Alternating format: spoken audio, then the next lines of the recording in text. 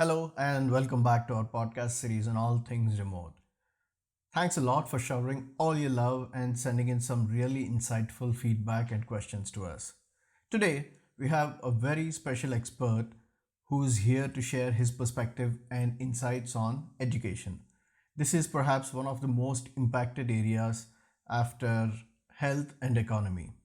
So let's welcome Dr. Shivananda Koteshwar, who's fondly known as Shivu. Welcome, Shivu. It's wonderful having you on the show today. Hi, Kiran. Thanks a lot for giving me this opportunity. Awesome. So Shivu leads two lives. In one life, he is the group director and R&D head at Synopsys, and in the second life, he is on board of studies at Mount Carmel College and Vyasa School. He is the adjunct professor at Dayanand Sagar University, executive program partner at the Orinco Preparatory School. He is mentor at iHub and founder and trustee at Belaku Foundation Trust. Shivu has been associated with the education space for over 20 years. So let's jump in and understand how COVID is impacting education space and what can we do to ensure that education doesn't suffer. The conversation will be focused primarily until K-12 education. You are listening to the podcast series from Quirky Monks. This series talks about all things remote. Hear directly from the experts on how they see the world in the post COVID era. Shivu, I heard a lot of great things about this Belaku Trust that you're part of. Can you let our audience know a little bit about the program, please? As you rightly mentioned, the name of the trust is Belaku. So we started it almost 2 years back in a remote village called Hangrapura. This is in Malvali, which is around 100 kilometers from Bangalore. And we have started a supplementary program there. Every weekend, we run a supplementary program for government kids and underprivileged kids over there. We started with like 28 kids, and today we have 105 kids. We do education, we do skill development, we do a lot of activities around learning. Starts from 9 o'clock with the snack, breakfast, and ends with the lunch. So it's almost a fun-filled excursion for children over there, and it's running very successfully for the last 2 years. Very soon, we're starting the same center in Bangalore. We're starting off with the one skill a day concept. So we'll teach kids one skill on that day, end it up with a lunch. We are expecting around 100 kids to be here in Bangalore. And the second project we're starting in Bangalore is also Learning Expedition, we call it as. And we are targeting constable kids and BBMP employee kids. We're planning to take them out on an excursion monthly once to learning spaces in and around Bangalore. So these are the two new projects which we are starting this year. Brilliant. It's really fascinating. Where do you find this unusual drive to learn and promote education? I've been one of the fortunate ones where I had fantastic support as a child from my parents, from my family, and the entire ecosystem in terms of education. So I've never felt any challenges when I was studying. I had the best of everything, I guess, both from family as well as the corporates, because most of the studies I've done post engineering is through support from the companies where I was working from. For example, the master's program was done through Intel support program. My MBA and advanced management program in IIM was done because of Synopsys. I finished my PhD because of MediaTek. And presently, I'm doing multiple courses in Stanford, Berkeley, again because of Synopsys. So I've been one of the lucky ones, but I see a lot of people who need support. That's where the Belaku Trust came in. Apart from that, I feel there are a lot of people, my friends, family, who really are interested to teach someone or help someone, but they don't have an avenue, they don't have a platform. That's when I thought, why don't we put together a lot of like-minded people and start helping out universities. Started with universities, at the UG level and the post-graduation level, but I found many experts and friends who are fantastic teachers, parents actually who are good, fantastic teachers, where we are connecting them with the schools and colleges in and around Bangalore. So that's how it started. But today we just love doing what we do. So that's been our complete weekend programs these days. Awesome. By the way, Shivu, is it okay if I tell our audience to reach out to us if they are interested in teaching or contributing in any way possible or even engaging with children? Definitely. I mean, anybody who's interested in engaging with children, and it need not be a subject because, of course, you need to be a trained teacher to actually engage with students. But if you really want to just engage with them on mentoring or just teaching them a skill, it can be a life skill. you're more than welcome to contact me. Contact Kiran definitely will give it at the end of the talk. But you're more than welcome to reach out to me. I'll be happy to connect you to the right set of people and platforms. Wonderful, wonderful. Very nice of you. So, the audience, you can check out the LinkedIn profile in the details section and reach out to Shivu. Shivu, can you give our audience a sense of how COVID has impacted the education sector across India, especially until K 12? We have seen multiple crises throughout the last multiple decades. Each one of these crises has shaped the future. But COVID, what it has done is it is also shaping different future, but things are accelerating more than they change. There were things which were supposed to happen because of the edtech development. I think it's become faster through the COVID. But also at the same time, it's like a black swan theory, right? We are trying to inappropriately rationalize something and look at the benefits of hindsight with the whole event coming in as a surprise. And I think both of them are true right now.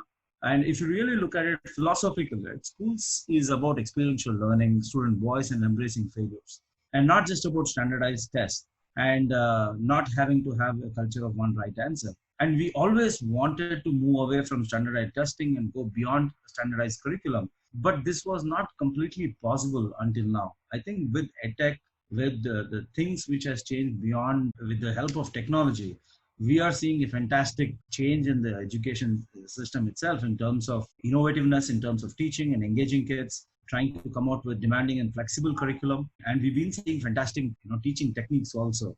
All these things have been made possible because of this crisis. So most of, like any other crisis, I think this is also a fantastic opportunity right now. So that's a plus point. But I think on the negative side, what's happened is with the entire online teaching, suddenly teachers are exposed to every student's homes. And parents have started monitoring the teacher's quality and the engagement. It's not really fair for the teacher because it's something which is very new to them. And the entire quality of teaching is being questioned. And unfortunately, every parent thinks he's an expert in education philosophy and pedagogy of learning and teaching. So we see a lot of comments and inputs from parents. Some are really, really valid, but I think there is too much of involvement these days. So that's one of the biggest negatives I see. And it's a huge pressure on teachers and schools right now. But again, on the positive side, the data analytics is a complete game changer, which was not completely possible with offline kind of education. And I think the true child-centric intervention is happening these days. And that's one of the best positives we have seen. And the best part is, the typical metrics of school quality is completely shaken right now. And if you remember, today also, right, if you go to somebody and ask them, what is a good school? Usually hear about infrastructure, student-teacher ratio, year of establishment, the kind of facilities they have, how difficult is it for admission, what kind of boarding facility they have, what are the key teachers they have, etc. All of these things is completely shaken with this online program. So it's very interesting to see what's going to happen in future around this. Totally agree. In fact, I personally saw a sea change in last few weeks with my daughter. The way she's learning and the way she's interacting with her teachers and the way teachers are interacting with her. But do you feel that, this year might have created some fundamental changes in the way children learn? The extreme exposure to the digital channels and minimal kinesthetic activities would have had their own impact. What do you think? Yes, definitely. Yes. I mean, look at the social emotional skill building. I mean, it's not just about co-curricular activities, which is kind of the social capital we want to try to build in a child. But the social emotional skill building is also a big challenge when it comes to the online space. So I think we still need a physical space. There is no doubt about it. I mean, if somebody is expecting that this is going to be the new norm, I don't completely agree to that. It's going to be a blended learning, that's for sure. And the bigger challenge we have is the surplus information or insufficient information. Right, both is a problem. When you had an offline school, insufficient information was a big challenge. But today, the bigger challenge is surplus information. So it actually leads to a lot of distractions, which in turn becomes lesser engagement for the child. So that's the first problem which we need to look at it. Second one is the kind of exposure that kids are having today is really interesting and really engaging channels of information. So tomorrow, when they go back to the classroom, it's going to be a huge challenge for the teachers actually to engage the child itself. I think that's the second challenge we're going to see. But with technologies, what also we are seeing is impatience to irresolution, right? So if something is not working, they just lose their patience immediately. And again, what is happening is their problem solving skills is going down more actually with this. So with the online tools, this impatience is increasing. And that is something which we need to watch out for, because we always had a lot of programs around how do we improve the problem solving skills with the children. Now with technology coming in, I don't think it's helping. In fact, it is going in the other ways right now. Collaboration was a fantastic thing which was happening earlier in school. I think it's missing big time. And most, as we all know, great learning happens in groups, and I think that's something which is missing right now. And good thing about digital channel is scale and access to information on multiple levels, right? When we talk about schooling, we need to really look at not just the private schools in Bangalore. We need to also look at the government schools across India. And then the biggest challenge for them was not just the information through internet, but also the devices, right? How many kids actually have access to devices in their schools? So we need to really look at a holistic impact of this on the entire schooling system. Yes, the problem statement for private schools is very, very different than the problem statements of the government schools. And I think the government is doing a fantastic job. I don't know if you know about this, but there are like multiple programs the government has done. One is called as Vidyadan. The second one is Diksha. And the third one is Swayam. I strongly urge the listeners to actually go and check it out. All these three programs, Vidyadan, Diksha and Swayam. And you will see the kind of investment the government has done. I'm not talking about money here. The kind of investment in terms of the connections, the content, the channels which the government has done. It's really, really good. And I think in future, we will see more of educational channels through TVs also, which I think is the right way to go. So access to textbooks, notes, mentors, tutors also has increased. So overall, if you really look at it, it definitely changes the way children learn and also the way they get the information. So I think that's going to be a big change, a game changer we're going to see in future. Interesting. So, in that case, do you foresee that schools and colleges might redo their curriculum based on the online learning impact on education? Every child, regardless of background circumstances, deserve an opportunity to succeed in life. And I think it's our responsibility to create that opportunity. This is a fundamental belief of the entire ecosystem. So the teachers, the schools, the parents, everybody is working towards this. And the online learning is another tool which we have right now. So definitely the curriculum is going to change. There's no doubt about it. And how do we address some of the core competences which can be learned, influenced only in offline school? That's something which really need to look into, right? For example, empathy. How do you teach compassion? How do you teach love? How do you teach fairness? How do you teach diversity in the classroom when you do online? I think that's one of the biggest challenges we're going to have. So there will be a complete change in the way the content will be created in the school and outside school. I think we will be giving more emphasis on the 21st century skills, which is the right direction the education should go. And again, we should not get carried away with technology, because we need to assess what is right online and what is right offline, because we need to do the blending, as I told you. More than what, how is more important. I think everybody has figured out the what part of it, and very few companies, whether it's startup, whether it's government, I see there is very less work going on the how part of it. And we all know this Confucius famous statement, right? I see, I forget, I hear, I remember, I do, and I understand. And 90% of things what we remember after 2 weeks is around what we do. And if you really go through the online stages right now, the auditory and visual things are taken care. But when it comes to practical working, whether it's working in the lab, whether it's interacting with the students and the teachers, that's missing. And that's like 90% of things which is missing. So we got to be careful, right? Yes, technology is a fantastic tool today we have for scale and access, but at the same time, the whole fundamental premise of going to a school is about learning, is about building that personality. And if that is missing, then we got to be careful. So I think, yes, curriculum will change, but as I told you, it's not about what, it's about how part of it. I think that's going to see a big change. I just love this. I think you've nailed it. Right online and right offline, and how. I think that's the crux. We don't need to go beyond. Great. So we've spoken about the changes and the students. How do you see the role of teachers changing going forward? I did see that a few teachers struggling to use Google Meet and Zoom and a bunch of other things. As it is, there is significant pressure on teachers with all the changes, and now one more. Is there a skill enhancement that might need to happen to be an effective teacher? Definitely, yes. I mean, this was a problem which was always there with teachers, right? And I think this was a big challenge. The teachers embraced it. I mean, I should say this. When the CBSE changed the whole system of grading earlier, a couple of years back, again, teacher had to depend a lot on technology. I think most of the teachers did a fantastic job on this. In fact, one of the schools I founded, the name of the school was Amatra Academy. This was a PEA school. I was the founding director of the school. One of the biggest challenges we had was most of the best teachers lacked actually digital skills, right? For them, digital meant, accessing internet and sending an email. But when this whole ERP system was given to them, it was very difficult for them to work on it. And the best thing we could do was we made students actually teach the teachers, and it was a good experience for both of them. I think that really helped, and many schools have done the same thing. I'm not just talking about my school, but I've seen a lot of schools doing the same thing. But what has happened today is teachers should realize that the technology is omnipresent, right? Knowledge is democratic, and learners have 24/7 access to continuous information. I think that's the first realization teachers need to have. Gone are the days where you say, this is in my notes or this is in this textbook. I mean, any information out there is available to all of us 24/7. That's the first thing the teacher needs to realize. And we always talked about teachers being facilitators. And, students earlier attended school to get information. Now information is everywhere.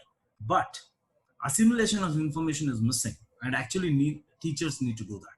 So teachers should be a facilitator to help students assimilate the right information for the right topics. Again, it's not about quantity, it's about quality, and how do you connect the dots. These dots are available everywhere on the internet right now. But if I really want to learn something meaningful, something which helps me build the fundamentals for the next stage, it's very important for a teacher to connect these dots. And I think teachers will take a very different role with or without technology in the next few years. Having said that, again, when I look at teachers in the government rural sector, this is a huge challenge. I mean, people in cities can still ramp up because they have access to computers, laptops, and multiple devices. But when I talk to the teachers in rural areas, it's really pathetic, and it's so sad. Many companies are diverting the CSR funds into education to work with the students. I really request some of the big companies to actually divert the funds to the teacher training and teacher upskilling. I think that's more important. You just upskill one teacher, hundreds of students will be benefited by this. So it's a humble request to the listeners who might be an influencers in their companies on the CSR funds. Stop looking at infrastructure. Stop looking at that's also important, no doubt about it. But I think enhancing teachers should be the primary concern for the next couple of years, because that's going to make a huge difference for our students. You're so right. I think one teacher can change and impact hundreds of lives, even more. Thanks for bringing that up. So finally, Shiva, you've been associated with education and learning for about 20 plus years at various capacities.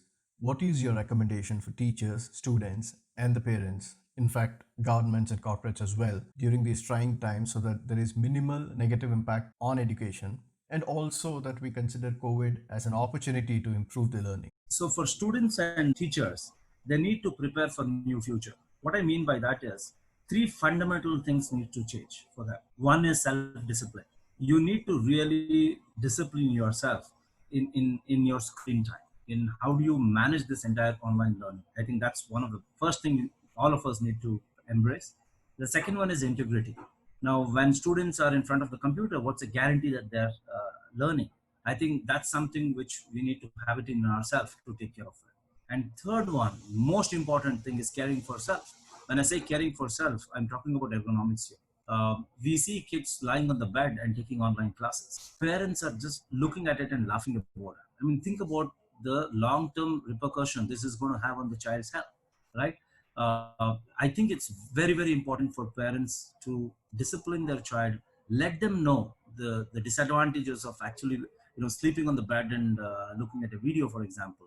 Are you maintaining a safe distance between the screen and the eyes? Are you sitting comfortably? All these things matter. So I think first thing, we all have to prepare for the new future around self-discipline, integrity, and caring for self. I think that's the one message I want to give to all the parents and students out there. And in terms of infrastructure, right, I think the first thing all of us need to do is get our fundamentals right? We need to invest on our laptops and personal computers. We need to get a good headset, high-speed connections, speakers, the UPS for the routers and the machines, licensed softwares, because many of us might not even have a licensed software. I think it's very, very important. A good antivirus. And again, might be the right time to start looking at should we have a dual SIM in our phones, because one can be used exclusively for learning that.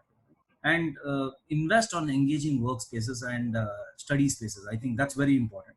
And I think we all, as parents and children, need to know how to manage our accounts, because we have Gmails, Windows, Zoom, Hangouts, etc., for both personal and learning, right? How do we make sure that we separate learning from personal? I think that's one thing which we all have to do as parents and students. And for teachers, I think it's high time we start investing on smart slates and pens. Look for smart platforms for collaboration. There are many people who are ready to help the teachers in ramping them up. I think that's something which needs to do. And most importantly, teachers should start looking at investing on data backup softwares and privacy protection softwares. I think that's something which the teachers need to do. And again, teachers should spend less time filling minds of hungry students with content by lecturing at them. They need to look at how can they ignite their creativity, their imagination, and their problem solving skills by active engagements. The whole paradigm of education today will be around 21st century learning, and I think it's very, very important for the teachers to understand that. So both in terms of way we engage, both in terms of infrastructure, I think all of us, all the stakeholders, parents, schools, teachers, and students, need to look at it. And it's I think it's we need to start looking beyond learning ability and start looking at developing learning agility, because this is just the start of the curve. Once we go online, you will have complete change in the way we are consuming material.